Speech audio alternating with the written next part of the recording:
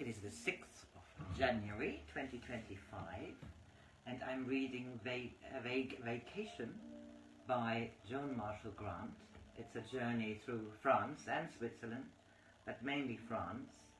She was a writer of her farm memories, but this is a travel journey in 1946. Chapter 23, Dance Music.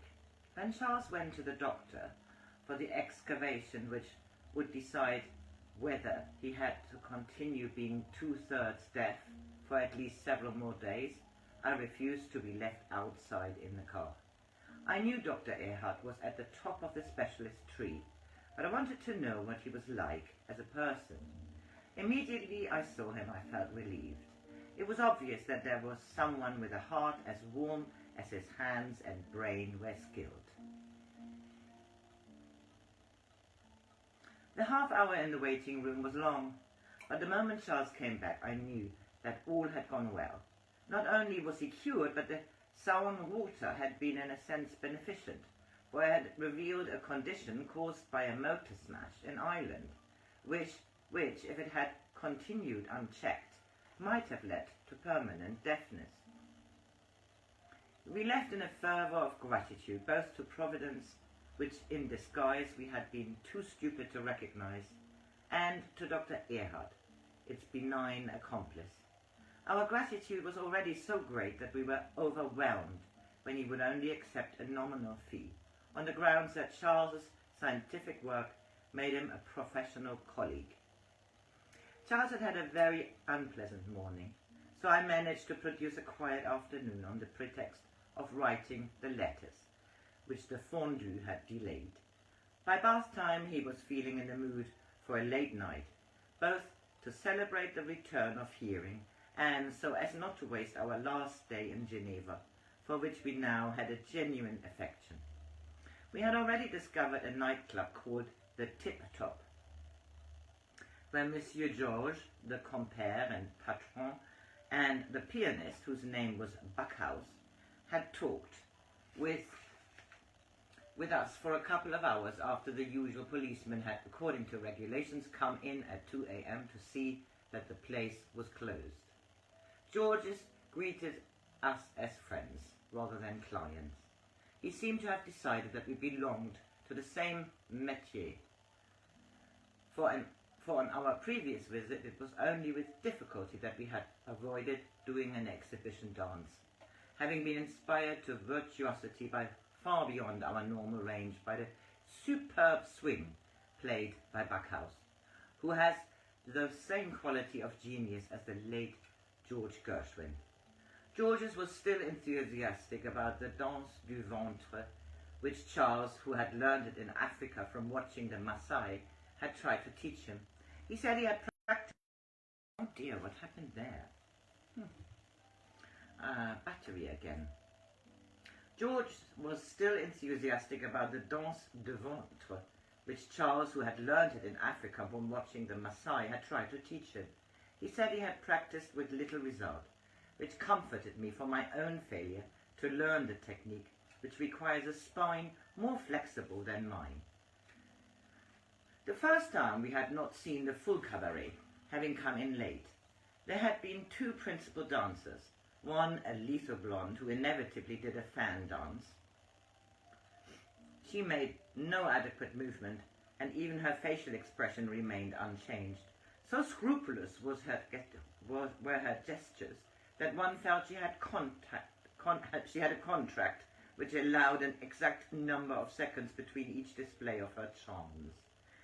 The pair of them pointed with lipstick, the other embellished by a small net of brilliants.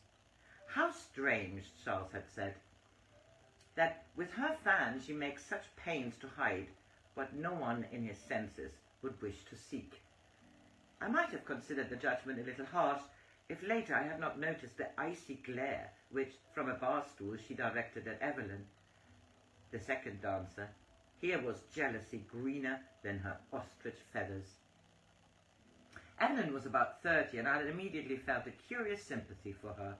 She did a waltz and, so far as I remember, a Mexican dance, but instead of sitting At the bar, she disappeared as soon as her act was finished.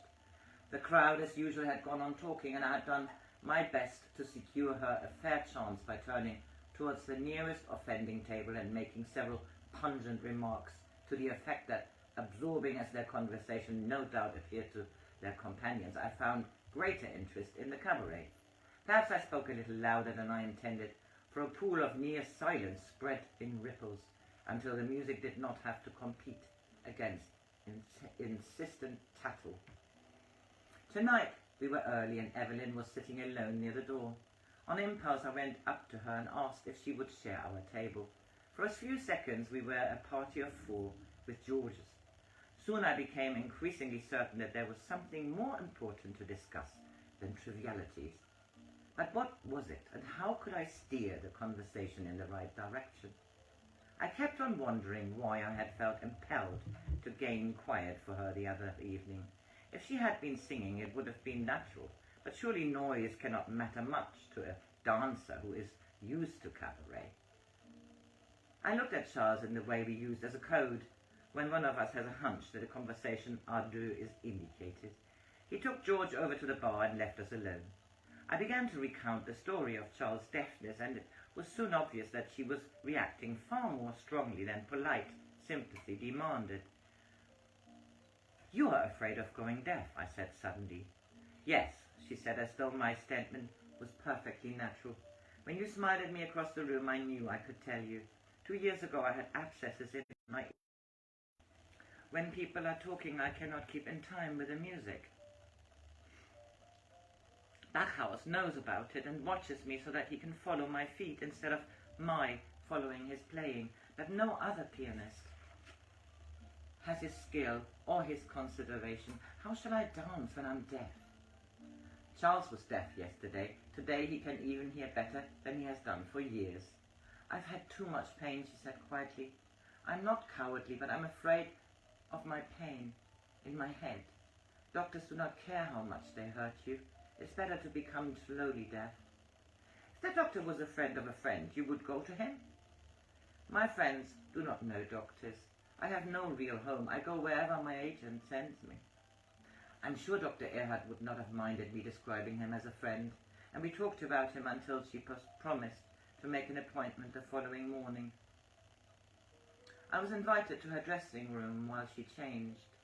When already in the costume I had seen before, she suddenly scribbled a message on a piece of paper and rang for a waiter to take it to Backhouse. Then she opened a wicker hamper and pulled out a long blue chiffon dress and a heavy silver chain which had been carefully packed in layers of tissue papers. These belonged to the days when I was in ballet, before the war. Tonight, because you have stopped me being afraid, I shall be able to dance without listening so hard, and Backhouse will play his real music. He will forget the ruins of Rotterdam which buried his family. He will again be the pianist who was the famous chef d'orchestre of Holland. As soon as she was ready to go, I went back to our table. There was no need for anyone to demand silence, for that telepathy which can suddenly make a crowd act as an individual was already in action. Brahms surged from the hands of a master musician.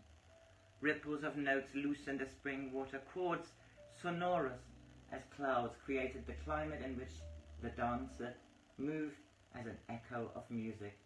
At first her hands were bound with silver, and when at last she cast off the chain to rejoice in freedom, and then drift with a falling sound, the room might have been empty.